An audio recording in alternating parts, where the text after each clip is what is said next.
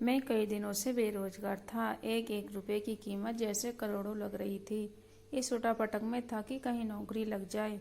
आज एक इंटरव्यू था, पर दूसरे शहर जाने के लिए जेब में सिर्फ 10 रुपए थे। मुझे कम से कम 200 रुपए की जरूरत थी।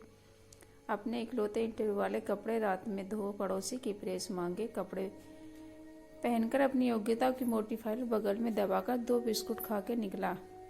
लिफ्ट ले पैदल जैसे तैसे चिलचिलाती धूप में तरबतर बस इसी उम्मीद में बस स्टैंड पर पहुंचा कि शायद कोई पहचान वाला मिल जाए जिससे सहायता लेकर इंटरव्यू के स्थान तक पहुंच सकूं। काफी खड़े रहने के बाद भी कोई नहीं दिखा। मन में घबराहट और मायूसी थी। क्या करूंगा, अब कैसे पहुंचूंगा?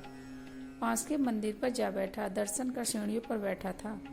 मेरे पास में ही एक फकीर बैठा था। उसके कटोरी में मेरी जेब और बैंक अकाउंट से भी ज्यादा पैसे पड़े थे। मेरी नजरों के और समझ में कुछ नहीं। मदद चाहिए, मैं बनावटी मुस्कुराहट के साथ बोला। आप क्या मदद करोगे? चाहो तो मेरे पूरे पैसे रख लो, वो मुस्कुराते बोला। मैं चौंक गया। उसे कैसे पता है जरूरत? मैंने कहा, क्यों, शायद आपको जरूरत है? वो गंभीरता से बोला, हाँ है तो, पर तुम्हारा क्या? तुम तो 2 दिन भर मांग के कमाते हो। मैंने उसका पक्ष रखते हुए कहा। वो बोला, मैं नहीं कमाता साहब, लोग डाल जाते हैं मेरे कटोर में पूंडे कमाने के लिए। मैं तो फकीर हूँ, मुझे इनका कोई मोह नहीं। मुझे सिर्फ भूख लगती है, वो भी एक टाइम और कुछ दवाइयाँ बस। मैं तो खुद ही सारे पैसे मंदिर की पेटी में डाल देता हूँ। वो सहज था। कहते कहते मैंने हैरानी से पूछा, फिर यहाँ बैठते क्यों हो? जरूरतमंदों की मदद करने, कहते हुए वो मंद मंद मुस्कुराता रहा। मैं उसका मुंह देखता रह गया। उसने 200 रुपये मेरे हाथ पर रख दिए और बोला, तब हो तब लौटा देना। मैं उसका शुक्रिया जताता हूँ वहाँ से अपने गंतव्य तक पहुँचा। मेरा इंटरव्यू हुआ और सिलेक्शन भी। मैं खुशी खुशी वापस आया। सोचा उस फकीर को धन्यवाद दे दूं।